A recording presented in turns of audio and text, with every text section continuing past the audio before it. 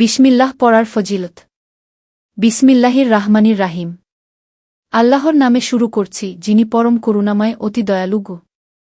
পবিত্র কুরআনে ও হাদিসে বারবার এসেছে বিসমিল্লাহ পড়ার ফজিলতের কথা। হযরত জাবির রাদিয়াল্লাহু বলেন, প্রত্যেক গুরুত্বপূর্ণ কাজ বিসমিল্লাহ দিয়ে শুরু না করলে তাতে বরকত থাকে না। হাদিস, মুসনাদে আহমাদ।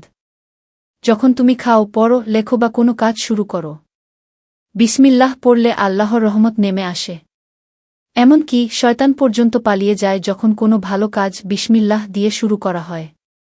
তাই ভাই ও বোনেরা, দিনের প্রতিটি কাজ বিসমিল্লাহ দিয়ে শুরু করুন। জীবনে বরকত, শান্তি আর সফলতা আসবে ইনশাল্লাহ।